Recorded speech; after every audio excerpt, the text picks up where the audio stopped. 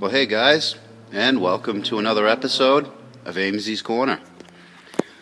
Well, here I am Sunday, and I'm going to do a little Sonnet Sunday. I wanted to do some metal work, but I got this. Look at that, huh? That's a nasty burn I got on Thursday. But I didn't pop it. I actually drained half the fluid out last night. So, yeah, I got that going on. But anyway, looks like Mark's here. Oh boy, this ought to be interesting. What's going on, man? No, not on Sunday, you know that. You know he's not here on Sunday. That's just me. I come in on Sundays, tinker with my sonnet or something, you know. Danielle. Hey Danielle, nice to meet you. Alright, tell him I came by. Alright man, we'll do. Good? Take it easy, man. Yeah, that's the guy that owns the Ferrari. The Testarossa. That guy owns a Ferrari Testarossa, and he drives that. I don't even know how to comprehend. I can't put my mind around that he would rather drive that than a Ferrari Testarossa. But whatever. He's one of a kind. He really is. He's one of a kind. Anyways, back on track. Yeah, I wanted to do some metal work on the Sonnet, but this I don't want to do anything that requires welding, because I'm trying to keep that from busting open. So I'm going to do some light work today. Some light work that needs to get done on the Sonnet here. Let's take a look here what we got going on. I parked this here because there was more sun a minute ago, but it looks like that sun went over the building. Let me bring it back a little bit.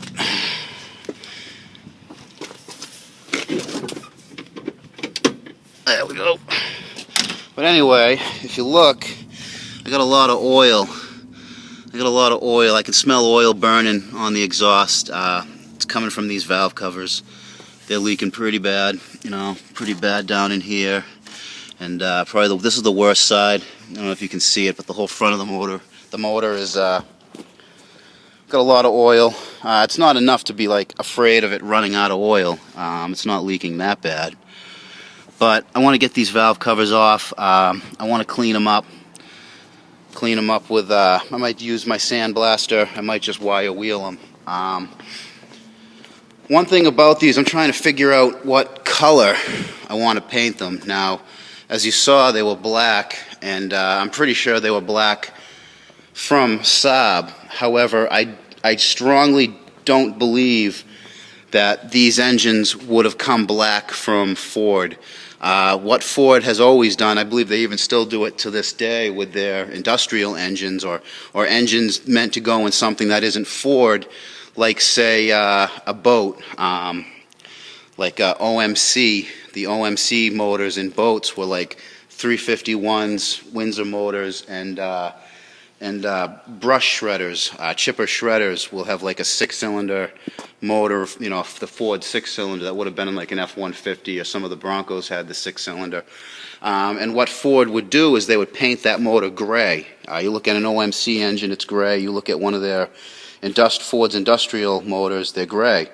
So I think I'm gonna make those valve covers gray, because everyone always does blue.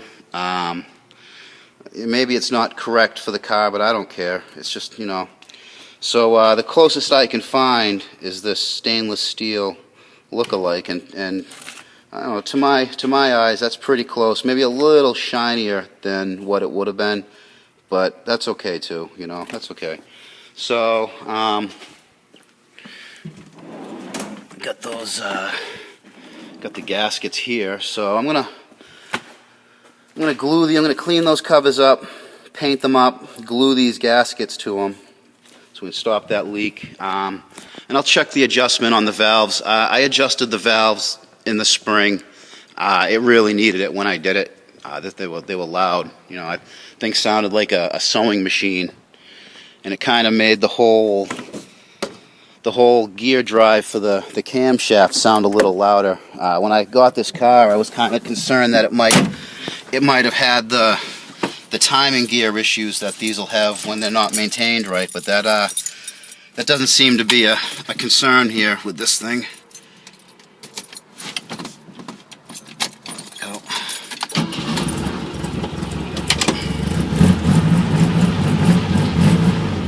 Alright. Boy, Mark there kind of threw me off my game a little. I don't usually get people here on Sunday morning, but such is the business. Popular place, people are gonna stop by. Alright, let me get set up, let me tear into this a little, and yeah, we'll see what happens.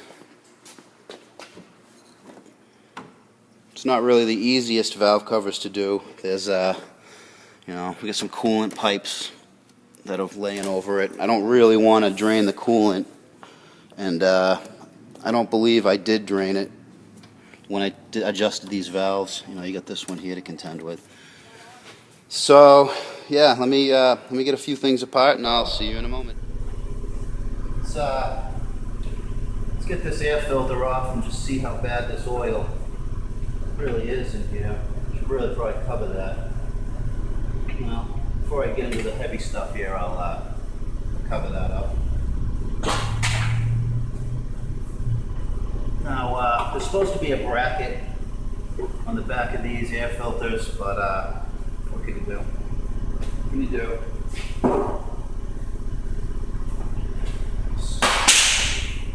So, now yeah, seen a lot of oil. Definitely a lot of oil here. Yeah, let me grab you. Show you just what we're dealing with. Now,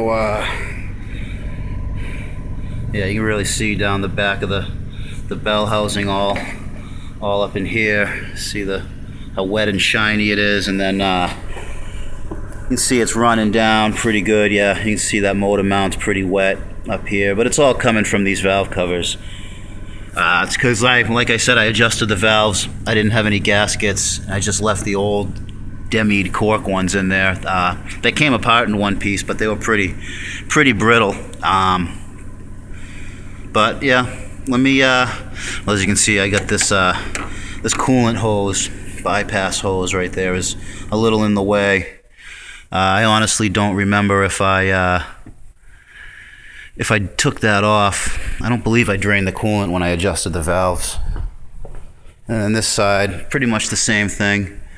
You know, you see the burnt oil on the head where the exhaust is, so that's not really a good thing to have going on. So we'll take care of that and paint these up. So anyway, let me dig into this. Let me pull these covers off, and we'll see what it looks like under there. See what the rockers all look like. And I gotta get that covered. So I'll see you in a second, guys. Alright, so I got this pretty well broken down, about as far apart as I plan on taking it. You have to undo the carburetor because you can't get the valve cover out of this little pinch area. I was able to move this little torque rod, the bolt on it, and that gave me a little room there. So I gotta clean all this gasket stuff up. You can see just how dry and brittle that is. Yeah, I'm not really looking forward to cleaning that out. It's going to be kind of a wrestle. But whatever, it is what it is. I'm not going to adjust these valves. The valve train was nice and quiet, so I'm not going to bother. I did that in the spring. I'll save that till next spring. I'll probably adjust those, or maybe next summer. Same thing with the other side. A little more open. You know, I mean, it's closer to the side of the firewall or the fender well, but it's less heavy stuff in the way. But it's the same thing, that broken nasty gasket. I got to get all of that off. Here's the covers. Now, when I adjusted the valves, I didn't clean these. I just threw them right back on, and I put quite a few miles on this, and there's really not a lot of sludge. You know, you can see where the spray from the push rods cleans that one area. I've taken engines like this apart, these Ford, not Tonnesses, but the 6-cylinder that's very similar to this, and just seeing these completely caked with just sludge real bad. But it looks like the PCV system's working pretty well, and also that's another thing. This car was well maintained. Whoever owned this Sonnet before, it wasn't the guy that I got it from, because he never put it on the road. Whoever owned this car took really good care of it. I can tell they changed the fluids probably neurotically more than necessary. But the trouble up here in New England, I mean, you can take such good care of your motor. You can polish and wax everything and take such good care of it. But what happens up here is just the salt air and the salt on the roads just eats cars up, just eats them up. I mean, look back at some of the other videos. Like look at the first video of this car, the first time I saw it, and I almost walked away from it. But that's what happens. I mean, you can use synthetic oil and change it at 2,000 miles. Get everything done right when it says to do it, maybe even before. But if it's going to rot out, it's you know, unless it's something special like this, it's all for naught. Well, anyway, I gotta clean these gaskets up. That's going to be a boring, tedious thing to keep all that from getting in the motor. I mean, I don't want it to go down into the oil galleys. I'm going to clean these up. Still not sure if I want to use the sandblaster, because when you use a sandblaster, sometimes you can't get it out of all these little passages. You see, that's like a shield up here, and if anything gets caught in there, it could travel through the motor. So as much as I want to sandblast these because it's easier, I'm probably going to end up just wire wheeling as much as I can. Maybe sandblast in a few little areas, you know, where I know I won't get sand in anything. You know, same with this one. You got this little baffle. That would be a baffle. That's what you would call that. And you don't want to get sandblast sand inside of those baffles, because, you know, that's not good. So I'm going to clean this up. It's going to get this going in the show on the road. So let me get them painted and see you in a second. All right, so I got these gaskets all cleaned up. It's pretty messy job. Got it cleaned up on both sides. So I know I said I was going to paint those covers, you know, gray, that silvery stainless steel gray, but I decided to go a little different route. You know, I like the orange body. It's kind of grown on me, so I figured, why not body match the valve covers? Painted the cap black. You know, I have a little bit of that. I have a little bit of the orange paint I use to touch up areas on the car. I just, you know, and it looks good. Looks good enough. So yeah, I did them orange. So those are going to look good on there. When you open the hood, it's going to just show the rest of the outside of the car inside. So I'm happy with that. I had a wire brush. Well, I used a 4-inch grinder right there with the wire wheel, and I had to change into one of my outfits here. Let's see if you can tell. Look, you can tell, because it was a pretty messy thing throwing around all that old paint and grease and grime off of those. But they look good. They look good. I think I'm gonna do something with this next. I was kind of holding off because it has, you know, the German on it, as much of the original sticker, but I think I'm gonna have to take that down and black this up, re-black it. I think that'll look good because the car is technically kind of two-tone orange and black, and the black cap and orange, and I think that'll look good black on top of those. So let me get these things up in there. I was gonna weather strip adhesive these gaskets on, but they've got these little dovetails. These Beck Arnley gaskets are really a good fit, and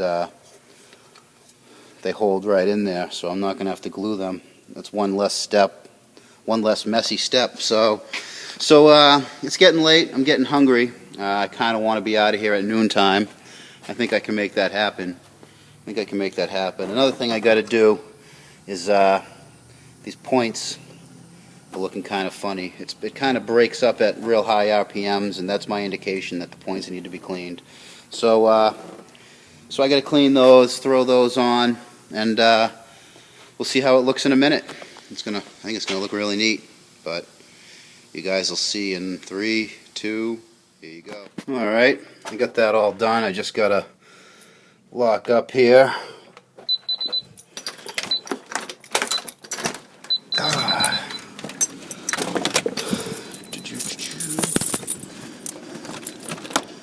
Locks to keep the honest people out, right?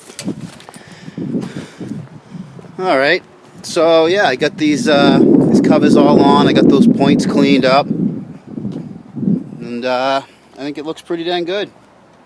You know, I like that. I think that's a cool look right there.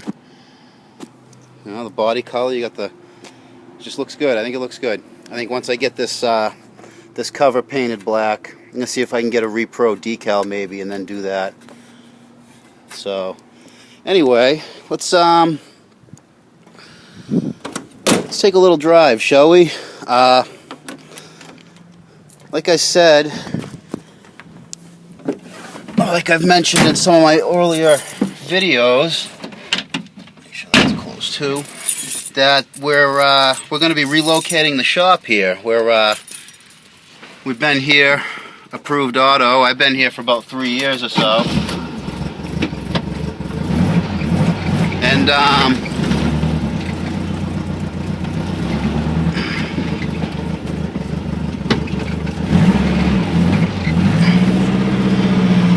yeah, we're going to be moving, but we're only going. Let's wait for some of this traffic to get by here. We got a lot of traffic kicking at the moment. Always a busy road, always a busy place.